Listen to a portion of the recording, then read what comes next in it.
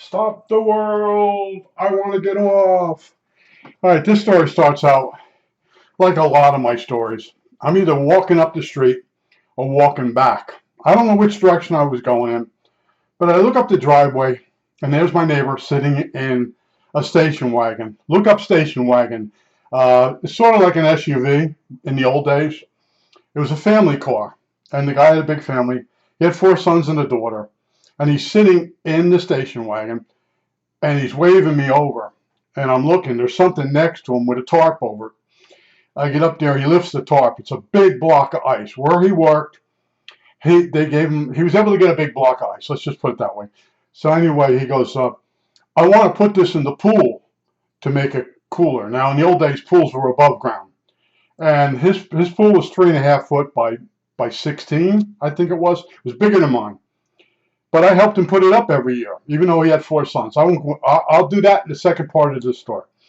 So anyway, he gets a hand truck, and we lower the block of ice out of the back of the station wagon, and we have it on a hand truck, and we're wheeling it backwards across the grass. You know, whenever the wheels are going to get locked in, you pull a hand truck. You don't try to push it. You'll dump the load, but people dump loads all the time. So anyway, we get it over to the pool. And he goes, all I need you to do is to help me guide it in. He says, I'm pretty sure I can lift it. Now, all of a sudden, next door, the fathead, he's on his back porch, side porch, and he can see us. And he comes running over. Now, there's two people in my neighborhood that have grandiose bullshit stories, amazing stories. They use a lot of buzzwords. One was the engineer and one was the fathead. And the fathead's standing there, and he says to the neighbor, what are you doing? I'm putting this in the pool to cool the pool. Oh, you can't put a block of ice in the pool. It'll cut the lining like the Titanic. The iceberg took out the Titanic. The guy gets nervous. He don't know who to believe. And I'm standing there. I'm like, staying out of this. The fathead's in charge. So anyway, the fathead talks the neighbor into putting an inner tube around the block of ice. The block of ice is long. It's not just square block. It's a rectangular box. So he had the inner tubes there. We used to use them to float in the pool.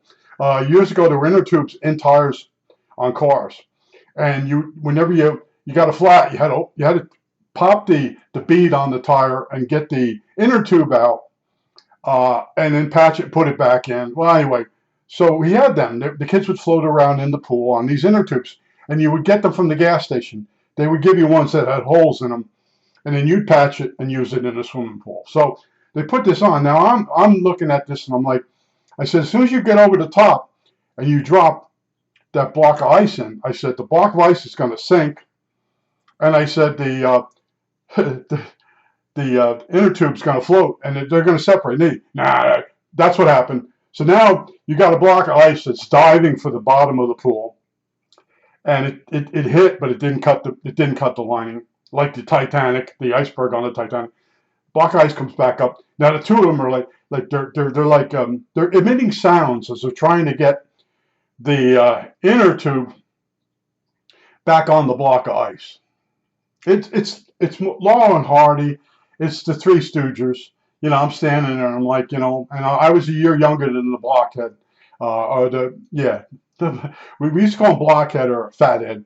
So anyway, as we're standing there, Farty comes over, and I'm not going to use his last name because Farty went in his house, his dad's house, when his dad was away, and he took his father's a turntable, and he never told his father.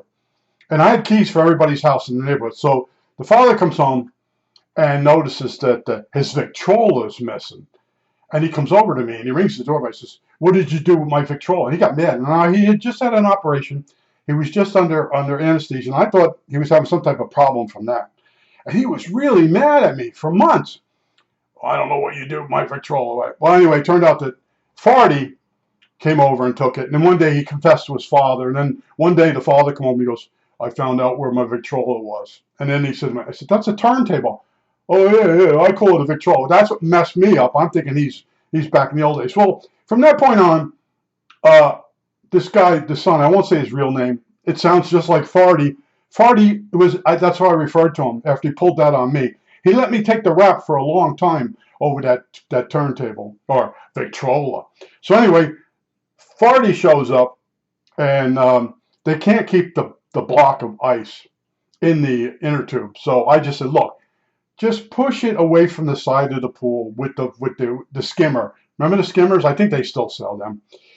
Well, the guy pushes it so hard it goes racing across the pool. And I'm like, oh, that's how stupid these people were. So now they're running around the pool, and I just walk to the other side of the pool, put my hand in the water, and stop the block of ice. And then finally, the blockhead, fathead left, and Farty left, and it was just me and my neighbor. And I said, at some point, I said, we can take this thing out. And he goes, yeah. So we take it out. It was melting down. So we took it out, put it on the ground, and the other two knuckleheads come back. And he's saying it didn't cool the pool at all. I said, picture the pool as warm soda, a glass of warm soda. Picture how much ice you have to put in that warm soda to get it to become cold. And they're looking at the pool, thinking that's a make believe. It's a big giant. How many blocks of ice you would need? Then I said, you can go and bring all those blocks of ice home from work, put them in the pool, and cool the pool down. But how long is the pool going to stay cool? It's going to revert back to the outside temperature, right? So that's where it was. I started getting smarter. Now, the blockhead, fathead, and the engineer used to tell these amazing stories. And my father sort of did the same thing. You're doing something, they would say something like, if you throw a penny off the Empire State Building, it'll go 5 feet into the cement. And I'm like, I ain't buying that. No, it's a known thing, blah, blah, blah, blah, blah. Well, the Mythbusters proved it's impossible. First of all, you can't throw a penny off the Empire State Building. It gets caught, the way it's built, it gets caught below on the floor. And they showed the guy. The guy says, yeah, people come up here all the time trying to prove the theory. Now, as the penny's falling, it's flipping in the air. It's changing speed. So the Mythbusters basically shot they come up with this, like the speed of the penny without any air resistance. And then they put it in a gun and they shot it at a piece of cement. It didn't even penetrate at all. And the other one was a matchstick can derail a train. They brought that thing up all the time. No, it can't. No, under certain conditions, no, it can't. And my father used to keep saying, and he wouldn't stop saying it, technically a bumblebee can't fly. I said, technically, you're wrong, because they went and proved it. And then I told my father, they failed to figure out that while the bumblebee is flapping its wings, it starts to produce a path of air up above itself, and that air becomes a low pressure thing, but it's not instantly. It forms. It forms for a few seconds. So as the bumblebee starts flapping its wings, this negative pressure system starts to form, and it stays there for so many microseconds. You got to go watch it on one of the YouTube videos. And that pulls the weight of the bumblebee up, making up for the other calculations that wouldn't work. Now, I explained this to my father, but my father, 5 months later, a bumblebee can't technically fly. That's one of the things my father used to annoy me with. I'd say, you're watching that program, you just watched it last week. No, I didn't. And then as he's watching, he likes, this seems familiar. And I'm like, that's because you watched it last week. Sometimes you'll get a rerun. In the old days, they do reruns near holidays. And sometimes the show that was on the week before, the same episode would be on 2 weeks later, a week later. Just that's the way it was. My father would be watching it. I said, you saw that one, right? No, I didn't. No, I didn't. My father had a really bad memory, and it was really annoying. So I want to get back to the pools. You guys don't know what it's like to have a swimming pool. Our swimming pools, you had a box, and in the box, just say it was a band of steel. It's 3.5 feet high and 40-something feet long. And it comes out of the box like a clock spring. And you unfurl it, and that's after you put the hoop on the ground. All right. So the hoop on the ground, it's tubing. It's curved pieces of tubing, and there's an outer one and an inner one. And the two inner ones go into an outer one. You put them together all the way on the ground, and they form a hoop. Now, if you're smart enough, you look at the instructions and it says insert each tubing into the other tubing 2 inches. So I did that. The first year we're putting this pool up for the guy with the block eyes. I go around and I use an approximation with my fingers all the way around, lay it down. Oh, and the first thing you got to do is you got to, the first year you get the sand, and then you level it all out, and you put the hoop down in the sand. That's the bottom, the base of the pool, where the liner sits. You want it to sit on sand. Now, any year after that, you have to sift all that sand and get the army men and everything else, the toys, the stuff out of it. That's the second year. First year, it's virgin sand. You lay it down.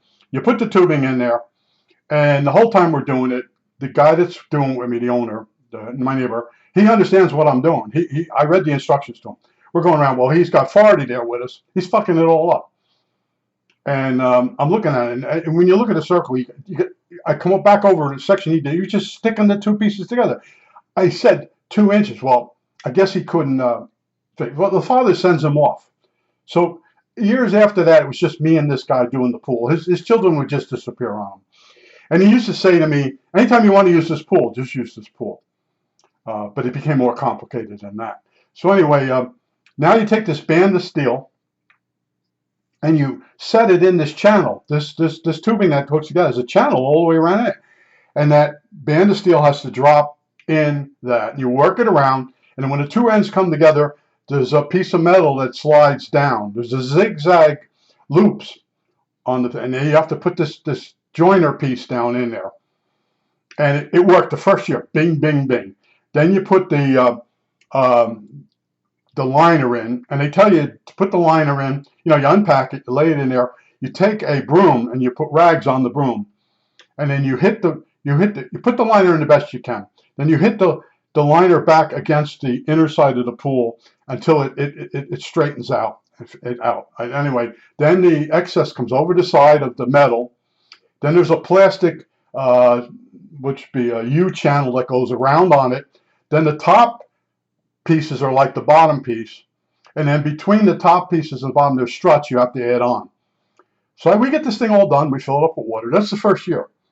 The next year, we had to sift all the sand. And I'm there. Man, I'm sifting the sand with one of the other brothers.